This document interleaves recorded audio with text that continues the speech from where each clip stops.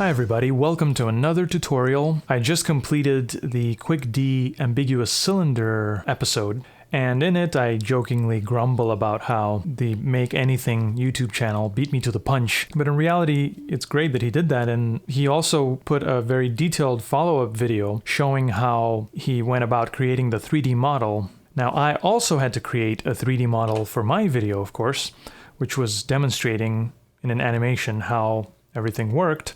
And it occurred to me how both tasks seem to be the same thing, just building a 3D asset, but they're completely different approaches because one is for making something realistic for a 3D print, and another is making something that would be convenient and clear to animate and manipulate in different ways. So I thought it'd be interesting to show my method for how I worked with this and how I made all of this kind of manipulation possible. So let's dive into that and open Blender, which is where I did everything. So Blender is free, as I said before, so you can download it and follow along and do everything I do. For once in our miserable lives, we're not gonna delete this default cube, we're actually gonna use it to start making our model. So I'll tab into edit mode, and I'll immediately remove the top and bottom faces from the cube. And I'll take the whole thing and rotate it on the z-axis by 45 degrees. So we have that kind of diamond orientation to it. Now, the name of the game with all of this is keep the geometry as minimal as possible because we have to deform the object in different ways. And it's hard to do that when the model is very detailed or dense.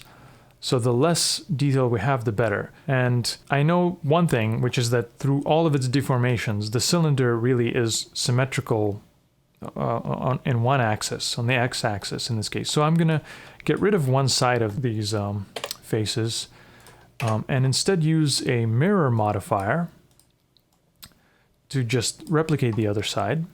So now we can just work on one side and like whatever I do here is gonna repeat over there. But I don't want this kind of thing to happen where it splits or it can cross into itself. So I'll enable this clipping box, and now it can never cross the horizon line. And also once it's there, it can't be pulled apart because the vertices get merged. And that's what we want. Now, let's just go back into my animation and look again, what kind of things do we need to achieve here? First, we show the cylinder in its ambiguous state, and I say something like, it's the ambiguous cylinder is neither round nor square, it's halfway in between. So we're going to need this cylinder to be able to morph into a circle, into a real circle, and into a square. And later, of course, we need it to actually do that, that S-curve, all in the same model. So let's take it one step at a time. We got our square version already. We're going to need to morph it into other shapes, so it's not going to be enough to just have two faces. I'm going to take each face, and I'm going to use Ctrl-R and just scroll my mouse wheel to create 3 loop cuts on each side here. And now I've turned each of these single faces into 4 faces, making 8 faces across both. And if you count the whole thing, that's 16 faces. All right, so now we have something to work with. But from this point on, all of the geometry is just going to be this. I'm not going to add any more vertices or any more edges or any more faces. And I'm going to be able to make this object look like you see in this actual video with just this geometry. So let's proceed. To make this morph into a perfect circular cylinder, I'll make a circular cylinder to use as a reference, as a sort of template for the deformation of this one. So I'm going to press Shift-A, choose Mesh, Cylinder, and while I have its settings over here, I'm just going to do all the same stuff I did to the square, which is make sure that it doesn't have a top and bottom. And we counted the square to have 16 sides. This one has 32 vertices right now, so let's change that to 16 as well. And now we've got 2 meshes that are basically the same thing. It's just one is arranged in a circle, one is arranged in a square. So the thing that's going to make it possible to animate the cylinder changing shape is a feature in Blender called shape keys. And it's a way to deform an object and store that deformed version in the data of the object itself, so you can kind of morph between the different shapes. So it's object data, which can be looked at in the object data tab here.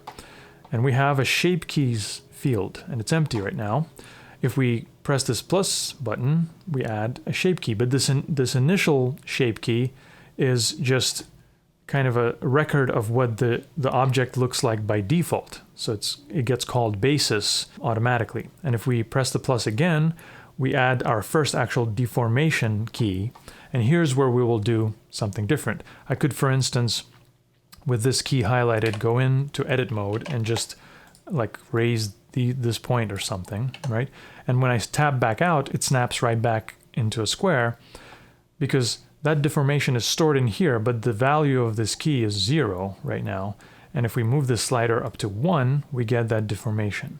And we can also get it anywhere in between from its default look to its final deformation. So this slider can be animated, and that way you can have some deforming motion. I could add another key and go in and maybe do some different thing, like move these points out. And now this key controls that deformation. But the cool thing is that we can have them both do something, and they're both influencing the same object and kind of interacting and mixing with each other. So there's a lot of different stuff you can do. You can animate a character's face this way. Now I'm going to delete these two shape keys I made just as an example, and I'm going to go ahead and add a new one. And let's actually deform our square into the circle. All that involves is just taking each of these vertical edges and then moving them to align them with the corresponding edges on the circle.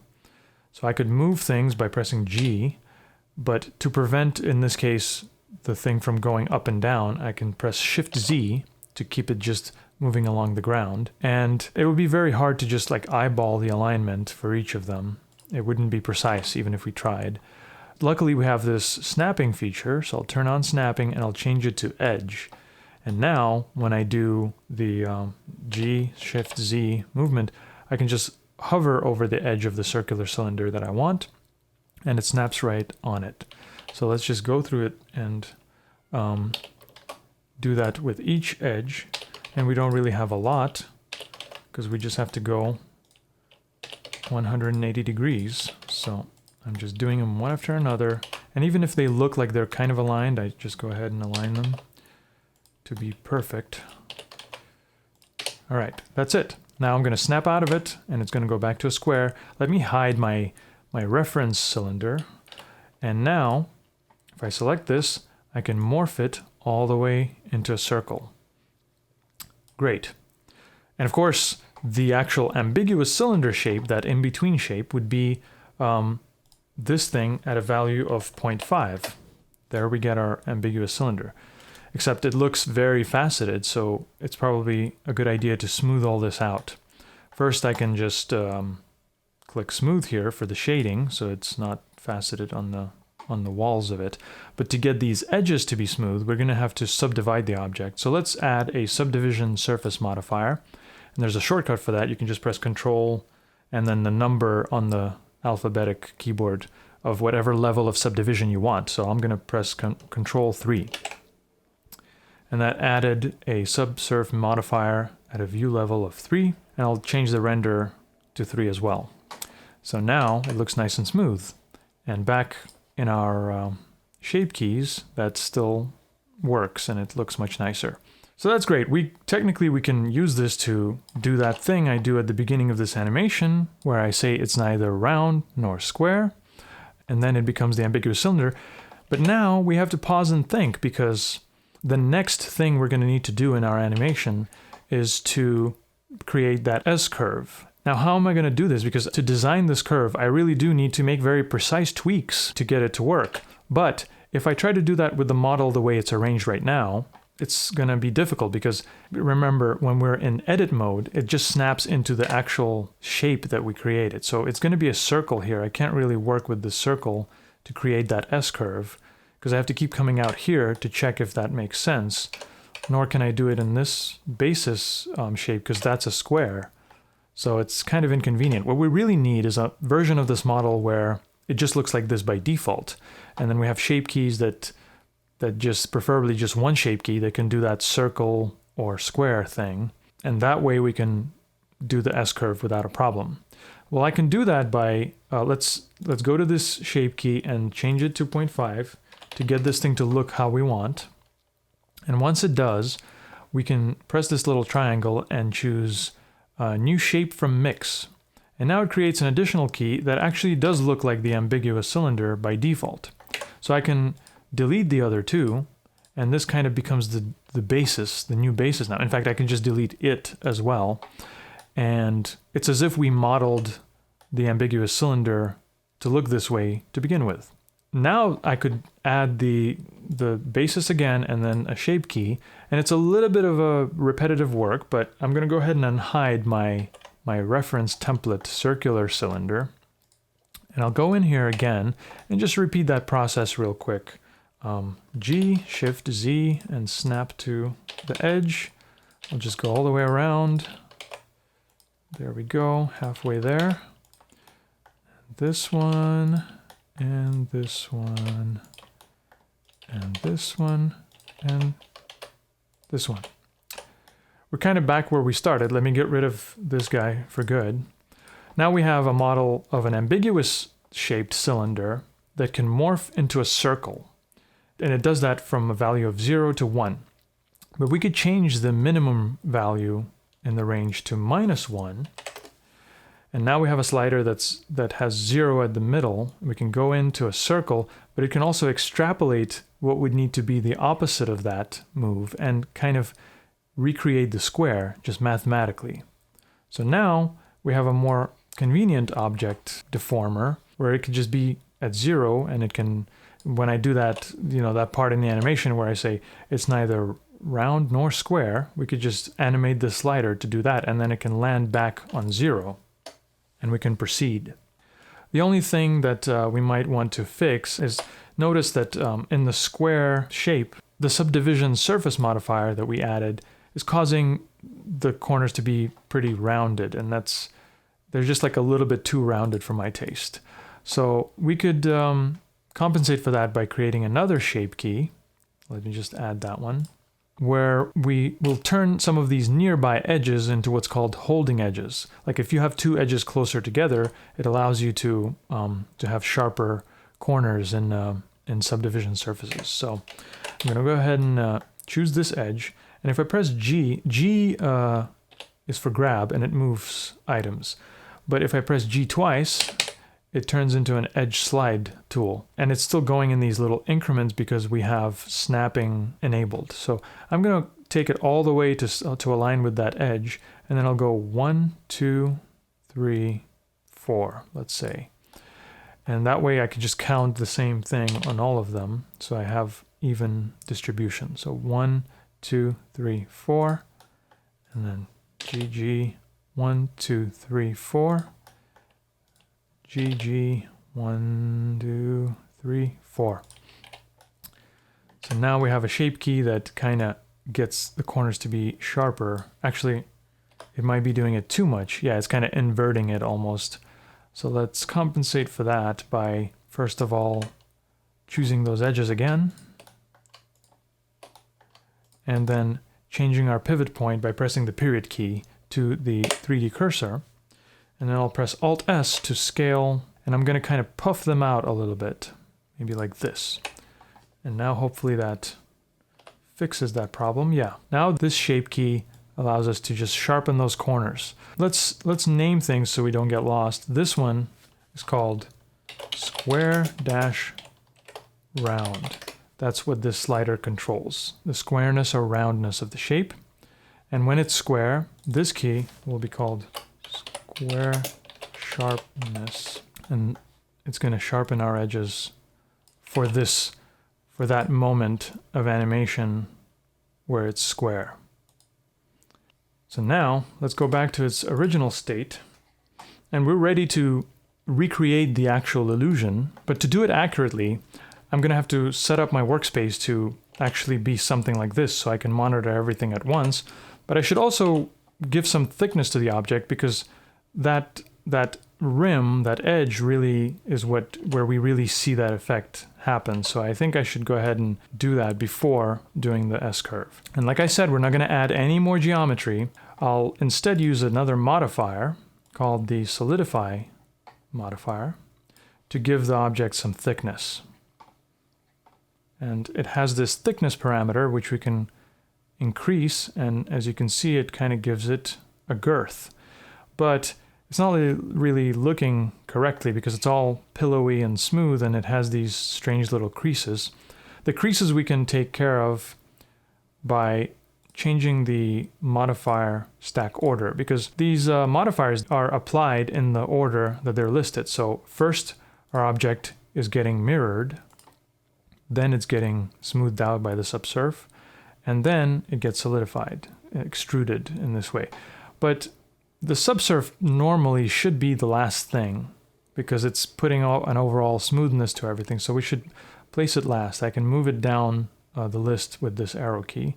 Once I do that, I mean, we don't have that creasing anymore, but the object doesn't look anything like what we want because everything is getting smoothed and the edges, the thickness that is being created is kind of getting averaged out vertically as well. So we need to employ another modifier to prevent that, and that's the edge split modifier.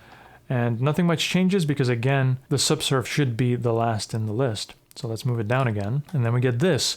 It's kind of trying to do what we want. It's giving us that flat rim on top, but it's also giving us these strange errors. And that's because the edge split by default is trying to use the edge angle. It's kind of looking for things under 30 degrees to crease. But because of the arrangement of these modifiers, it's not really doing what we want. So I'm going to disable the edge angle and just keep this on, which is telling the edge split modifier to only split edges that we manually designated to be sharp. But we haven't done that, so it's not doing anything. Let's turn it off and go into the object in edit mode and alt select the whole top edge loop as well as the bottom edge loop. And we're going to press Ctrl E to open the edges menu and choose mark sharp. And now these edges have this little cyan color to them, indicating they are sharp. Now when I come out and activate the edge split modifier, it's giving us exactly what we needed. It's still smooth shaded, but it has this sharp rim. And the thickness is being generated only by the solidify modifier, which is great because we can proceed with building this object and we can even shade it and we can start doing our animation. We can do everything we needed to. And at the last possible moment when we're going to render our scene, we might say, you know, I think it's too thick or something. It doesn't look like the object in the original video. I could just adjust the thickness there and it's not going to change anything else. It's not going to affect all the work we did. So a couple other things. You'll notice that the way it's extruded is our original geometry is kind of the outside wall and then it's extruded inside. And that's controlled by this offset parameter. It's set to -1. If I set it to 1, it's going to be the opposite. Our geometry is the inner wall and it gets extruded out. But I think in this particular case, we're better off setting this to 0 so that the real geometry is kind of in the center. It's at the core of the wall and it's being padded on either side. It's going to give us the most intuitive control over the shape. And I think it's also worth possibly activating this even thickness box because when we have this thing in its square state, let's look at it from the top, it kind of creates this little bit of garden hose kind of effect, a pinching, and turning on this even thickness will counteract that and keep everything evenly thick. So that's it for the modifier stack. We pretty much achieved the shape of the real model. So let's turn our attention back to the shape keys, set this to 0, and finally create the S shape to get the illusion to work. Now when I was making the final animation for this, I was using the 3D camera and I was animating it to be in the right place, looking at things from the right angle. We're not going to do that in this tutorial. I'm just making the model itself, so we're simply going to arrange our view the way we want. First, I'll press the 1 key on the number pad to go to the front orthographic view, and then I'll tap the number 8 key to incrementally orbit around the object upward at 15-degree intervals. And so if I press it 3 times, it's going to give us the 45-degree angle that we used in the video. I'll also press N to open this properties panel and change the lens focal length to something high, like 100 maybe. and then I'll have to pull back a little bit, hide that panel again. So we have our first view. I'm going to split that off into another view, press T to get rid of the tool panel. And here we have another copy of this view. I can press 6 on the number pad to orbit horizontally all the way around till it's 180 degrees. And this is looking familiar. It's just like what I basically did in this demonstration. And I'll split off yet another view, and that's going to be where we actually do the work. So we can do whatever we want here, but I think primarily we should be in the side view. We can finally create another shape key that's going to be our S curve. Now let's go into edit mode here, and I'll activate this little guy so we could see the edges. And now we need to create the S shape. It would be nice if we had some turnkey way to just control an S, but there isn't a tool like that. The closest I could think of is if we were to select this middle point and press O to turn on proportional editing and change this fall off type to linear. We could then press R to rotate. Oh, and it probably helps if we change our pivot point back to median point. So R to rotate, and then use the scroll wheel on the mouse to increase that circle of influence. And we can sort of create that S shape. And as you can see, as we start doing it on the left, in the first view, it's becoming more circular. And in the second view, it's becoming more square, but it never quite reaches the right ratio, and it just starts to become distorted. And that's because, I gather, we're not just moving these points up and down to make an S, we're rotating them, and they're like converging, as you can see by these lines. So they're not distorting the right way. They're kind of creating an exponential distortion that just goes from not enough to too much. The only way to really do it right would be to just take each point and move it up and down by hand. And let's turn off proportional editing by pressing O. So that's what we'll have to do. And it's not a big deal because really we kept our geometry minimal. So we know this point is not going to move. We know this point is not going to move, nor this one. So we're really just talking about tweaking these 3 points and these 3 points to create our S shape. So let's do that one by one as we keep our eye on these views to see if the shape is turning out okay. So I'll start raising this one, and it's giving me that sort of nice circle that I guess makes sense. Something like this, maybe. And the opposite on this side.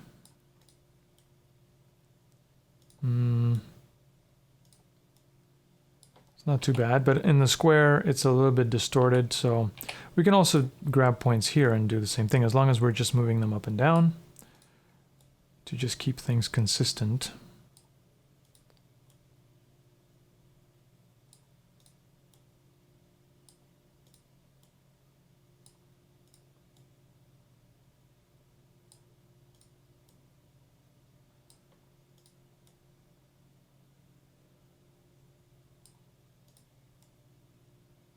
All right, so everything is kind of looking right, except it really feels like this outer point should just be in a little bit. And there's no rule that says we can't move it this way, so let's just move it this way and see what happens. And it really does help. And I think what that tells us is that to really make the illusion work properly, the cylinder has to be a little bit elongated in that direction. That's when the effect works best. Just another little detail that we wouldn't know unless we played with this. So there we are. Now this S-curve shape key controls this transformation and does it fairly well. And finally, as you saw in the video, the very last thing I showed was that the corners actually need to be a little bit adjusted depending on like the length of your shot, how far you are and what the focal length of the lens is. As you can see, I mean, right here we can kind of see that effect. These corners on the sides are a little bit sharper than these corners. And so we would need to make kind of a tweak. So I'll make one last shape key that's going to handle that animation. And I'll call it, I don't know, corner tweak. Now here I'll just have to guesstimate a little bit because when I go into it, it does not have the curve anymore. But all I need to do is do another sort of holding edge trick where I will grab this point, I'll press GG and just move it up toward the other point to sharpen it up a little bit. GG this way. And if I come out here, I can see that it kind of tightens, kind of sharpens the corner, and maybe I could make it look more right if I go in and I guess lower this point a little bit.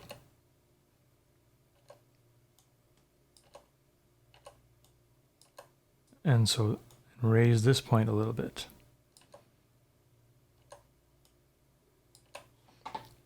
And then I can just, we would tweak it not all the way because that's too extreme, but however we need to do it to make the corners look even.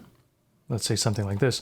And we're really there. It might not look all the way convincing, but you have to keep in mind that what we're seeing here is just this shaded view that has this arbitrary sort of fake lighting and reflections.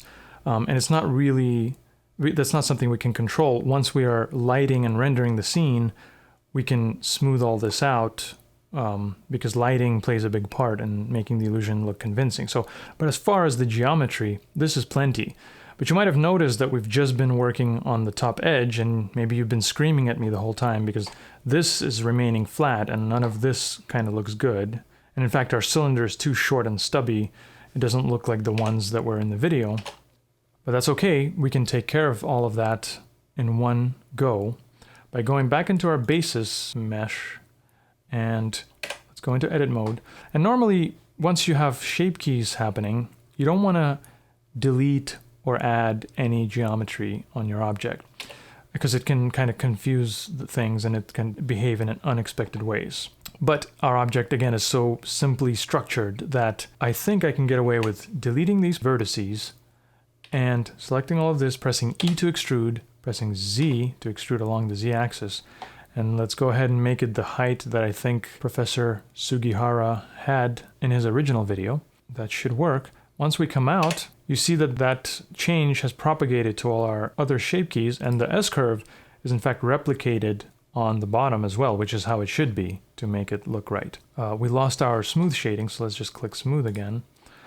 And there it is. That's everything we needed to do physically on the model. So we have it all rigged up now, and we can do all of the things that I did in my animation, which is once again show that the cylinder is neither round nor square, for which we use this little sharpness helper.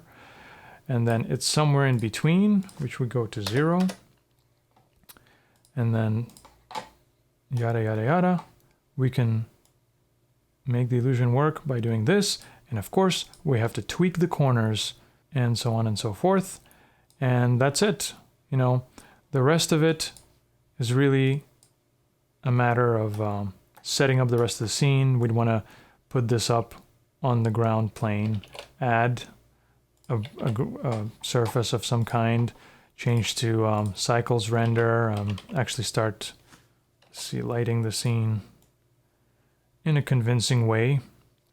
Maybe change this light, reset its position and its rotation, make it an area light, make it square and fairly large, and raise it up right above our object, and maybe make it stronger, like 800 or something. Size it up some more, and focus on the object here, recreate that 45-degree angle, and as you can see, it is sort of holding up. Another thing I had to do in my video for some parts is fill in the hole inside the cylinder, because when there is a real hole, it kind of gives away these strange shadow artifacts that kind of give away the trick. And I suspect that Mr. Sugihara did have something like in there that would stop the light so that the shadow is just a solid shadow. So I just did the same thing in mine. But the modeling work is done, and we can go ahead and get into animation if we wanted to with this model, and we don't have to think too much about the technicalities. We can just be artistic, and we can set all the keyframes and think about the timing and deform this as needed and make a cool dynamic video. So if you find yourself building 3D assets for some sort of educational or industrial animation, think about how little you can get away with to make it look right and not necessarily replicate the real world, but just make it convenient for yourself to animate things in an efficient and enjoyable way. So thanks for watching. See you next time.